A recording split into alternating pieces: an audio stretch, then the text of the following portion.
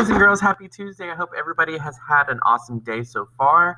I hope you enjoyed your time off yesterday and got to relax, watch Netflix, or do whatever you needed to do. Let's just go ahead and jump right in with what we're going to be working on in ELA for the next couple of weeks. So, our standard here at the bottom is 3RI3.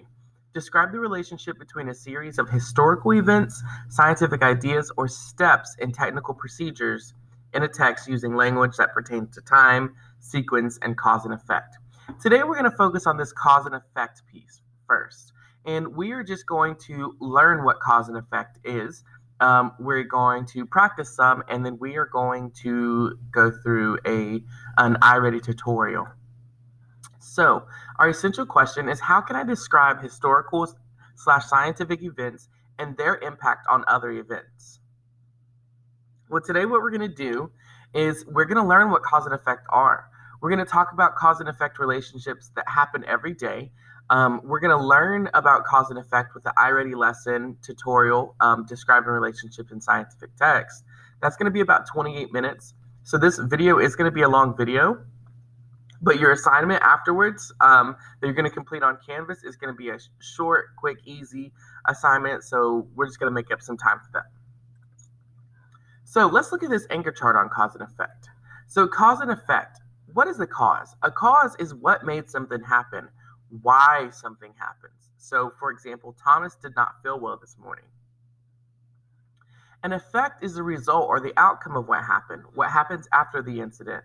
So what happened as a result of Thomas not feeling well this morning? He didn't go to school today. The cause, Thomas did not go to school today because he did not feel well.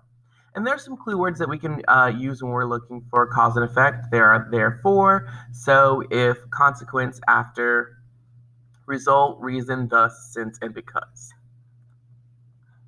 So cause and effect relationships, they happen every single day. And here's an example. So the last time it rained, I didn't have my umbrella with me. And when I walked to my car, I got really wet. Well, what caused me to get really wet? I forgot my umbrella. What was the effect of forgetting my umbrella?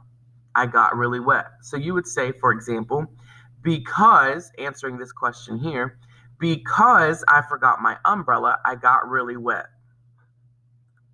All right, let's go ahead and jump into this iReady tutorial.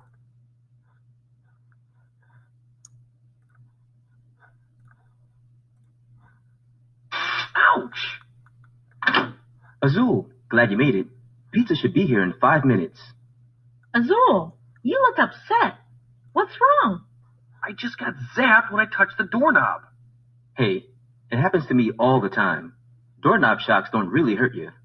No, but they're bad luck. Last year, I got a doorknob shock right before a race, and during the race, my sneaker came untied and I lost. That's silly, Azul. Doorknob shocks don't have anything to do with bad luck. There's a scientific reason for them. She's right. See, the reason is... actually, I don't know. But I'm sure there is one. Look, guys, thanks and all, but I've got to go train. I've got a big race next week, and I'm not taking any more chances with bad luck. All right. Poor Azul. But thinking that doorknob shocks cause bad luck is really wacky. I know, right? Azul got mixed up about the relationship between events. What do you mean by relationship? Well, a relationship is the way in which two or more things are connected. Like, one kind of relationship is a sequence. A sequence is the order in which things happen. You mean a sequence shows what happens first, second, third? Like that? Exactly. Take what happened to Azul last year. He lost the race, his sneaker came untied, and he got a doorknob shock. Wait a sec. Those events are not in the right order or sequence. That's my point. But we can show their correct relationship by putting them in the right sequence. Well, I know which event happened first. Azul got a doorknob shock. Good one. Can you give us a hand by putting the other two events in the right sequence or order? So, drag the events to the chart. So when we're talking about the sequence of events, we talk about first, next, and last. So they already helped us with what happened first. First, he got a doorknob shock. Next, he said that his sneaker came untied. And then last, he lost the race.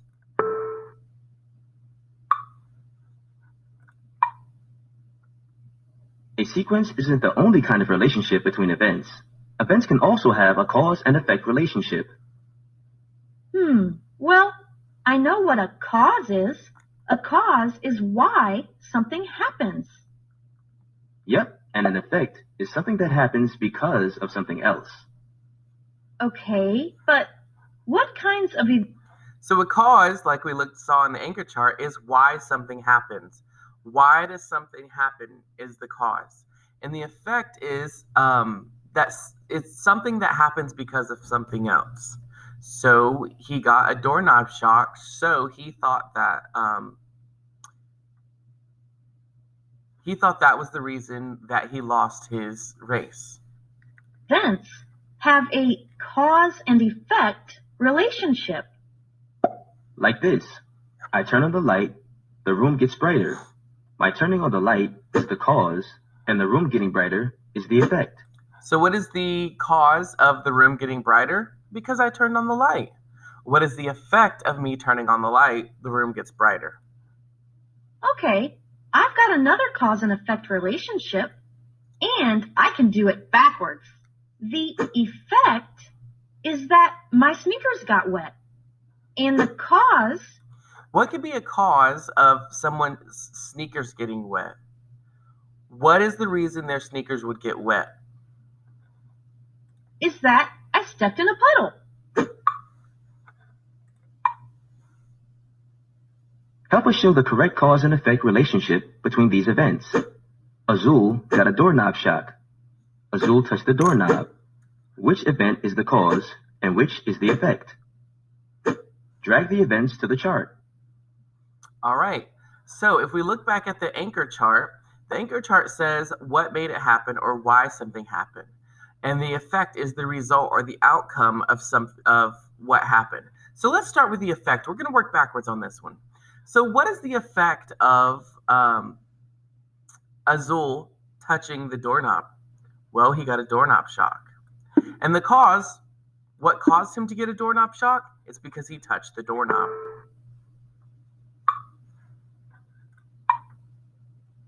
Cause and effect relationships explain a lot.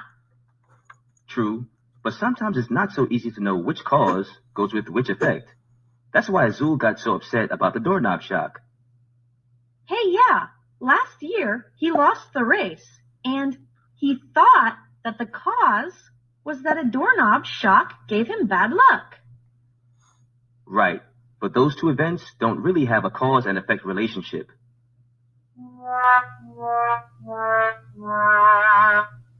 If Azul doesn't stop worrying about bad luck, he might lose his next race too. We better find out what doorknob shocks are really about so we can explain it to him. Great idea. I bet we can find the answer in a scientific text. A text that helps you understand how or why something happens. So Azul thought that he got a doorknob shock because of bad luck. And this scientific text is going to help us explain to Azul why he really got the doorknob shock. You're Electric by Jordan Lauser. You're Electric by Jordan Lauser. A party balloon clings to your hair or sweater. A doorknob gives you a tiny shock.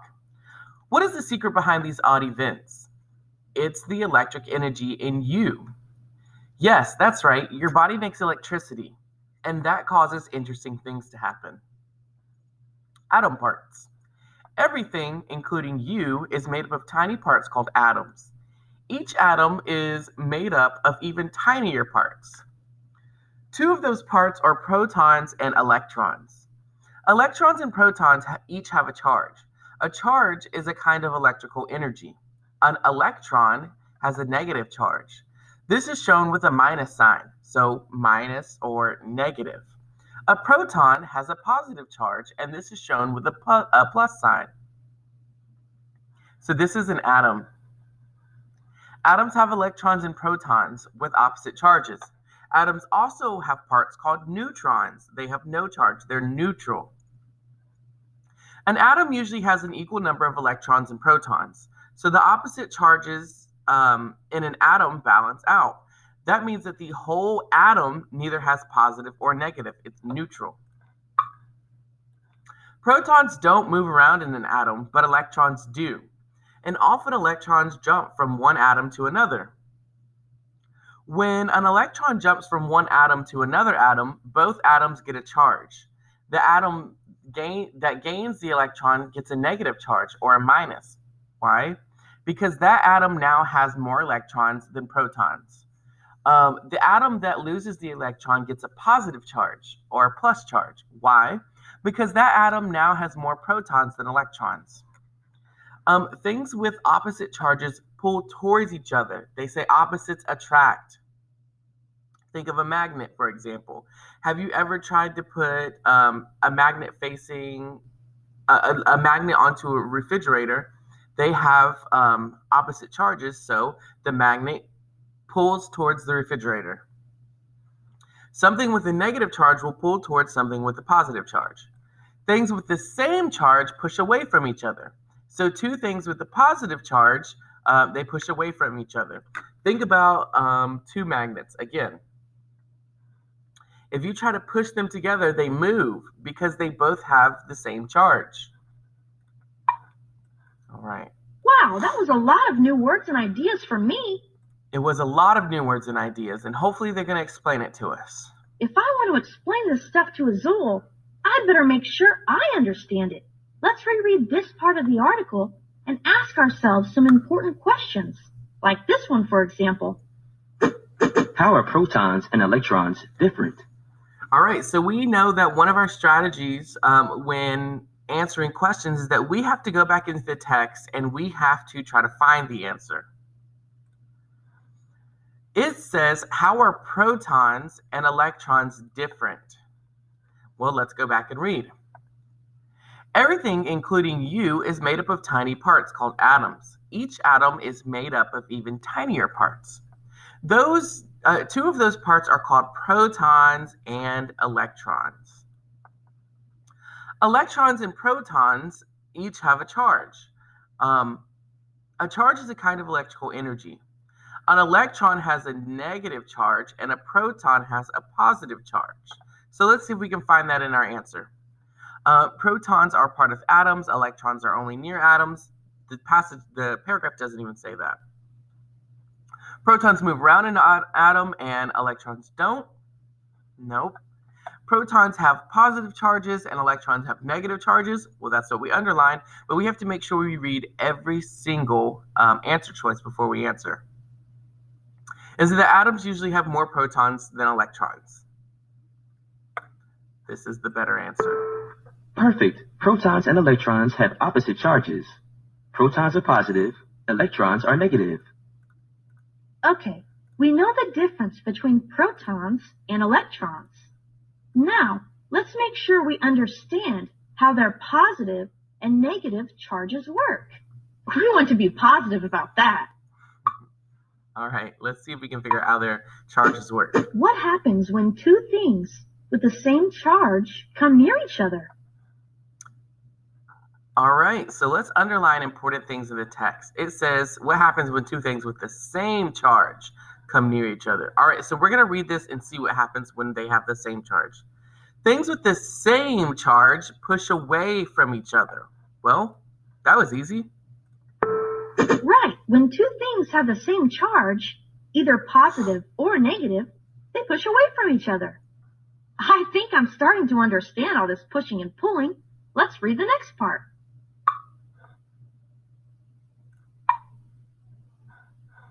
So jumping electrons, I'm going to move myself right here. Picture a balloon. Usually a balloon has no positive or negative charge. That's because the electrons and the protons in this atom are equal in number. So they have equal they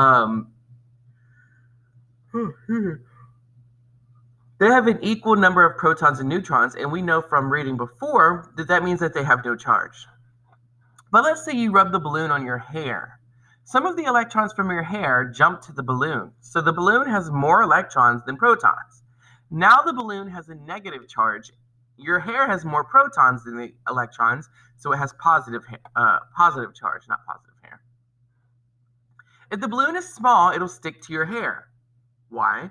Because the balloon's negative charge and your hair's positive charge are opposites, so it pulls them together. If you take the balloon away, your hair will stick out. That's because of the positive charge in each strand of hair.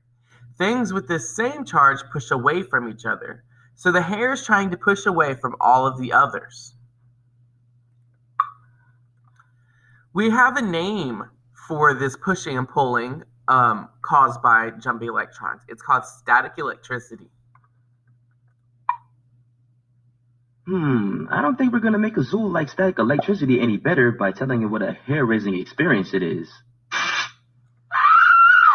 Definitely not. That's why he needs to see static electricity in a scientific way. Right, and a big part of science is understanding cause and effect relationships. Some close reading will help us with that.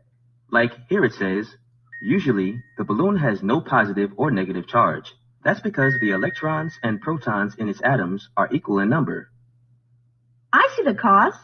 The word because helped me find it. The cause is that the balloon's electrons and protons are equal in number. And the effect is that the balloon has no positive or negative charge. The cause is what makes the effect happen. Here's another cause and effect relationship. Some electrons from your hair jump to the balloon, so the balloon has more electrons than protons. This one's easy. The word so helped me find the effect.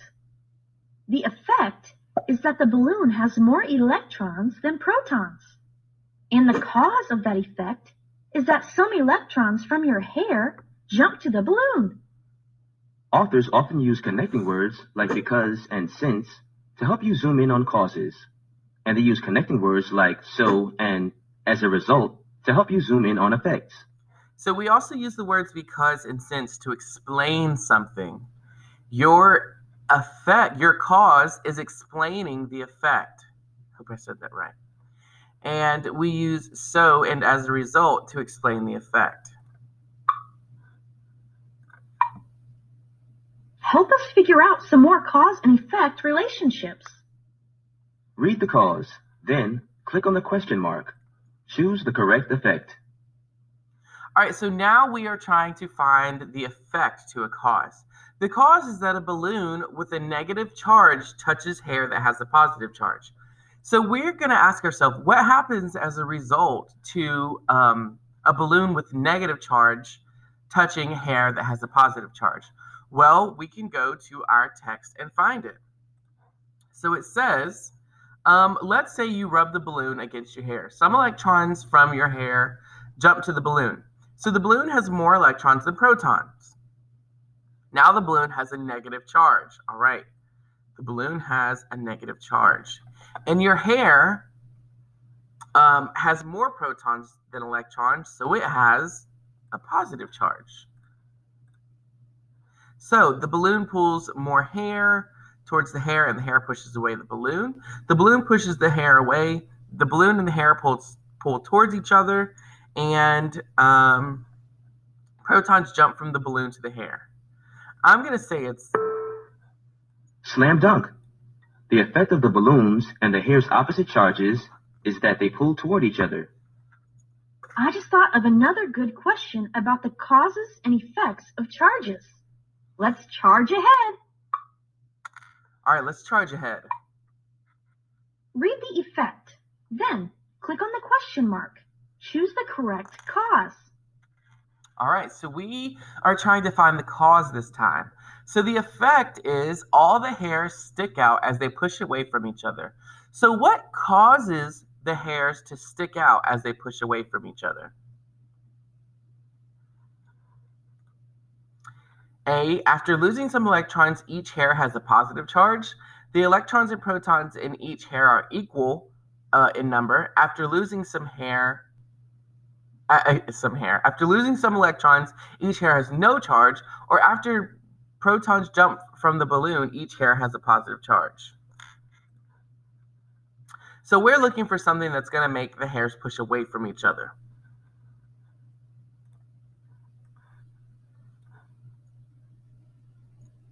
If you take the balloon away, your hair will stick out. That's because of the positive charge in each strand of hair. So all the hairs stick out because there's a positive charge in each strand of hair. So after protons jump from the balloon, each hair has a positive charge.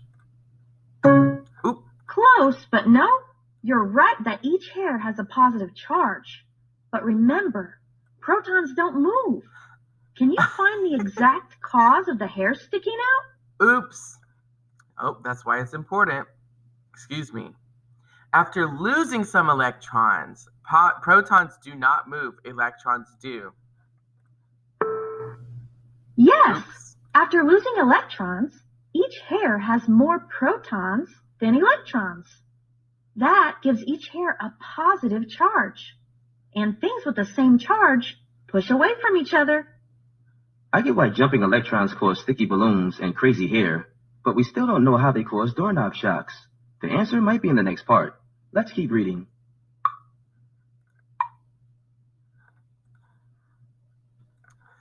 All right, so what I'm going to do is I am going to go ahead and skip. We have 5 more parts. Let's skip through. Give us a hand. Read the text once more. Then read the sequence chart. Which event should we put next in the chart? Okay. Click on the... So we've talked about causes and effects. Let me move myself back over here. We've talked about some causes and effects, and we did it in a very long video. I cut the video short just because it would have just kept going. So with causes, remember, causes are why something happens, and an effect is what happens as a result of that cause. So what you're going to do when you get into Canvas today is you are going to go to your ELA button and to Tuesday, and you're going to see this. So you're going to do this assignment. It says it's a quiz, but this is not actually a quiz. So what you're going to do is you are going to read this anchor chart, and you're going to go through and you're going to try to find the cause and effect. So it asked questions in a specific way to help you answer them. So the first one, for example, what caused the pig to run out of the barn? Well, let's read this together. The pig ran out of the barn as fast as he could when he saw a snake near his trough. So what caused the pig to run out of the barn? He saw a snake. That's what caused him to run out of the barn. Let's try the effect one. So what was the effect of seeing the snake? What happened as a result of the pig seeing a snake? He ran as fast as he could out of the barn. All right, so you're going to go through and you're going to answer all 10 of these, and when you're finished, you're going to hit submit, and it's going to show you a grade. All right, boys and girls, have a great day, and I'll hear from you tomorrow. Bye.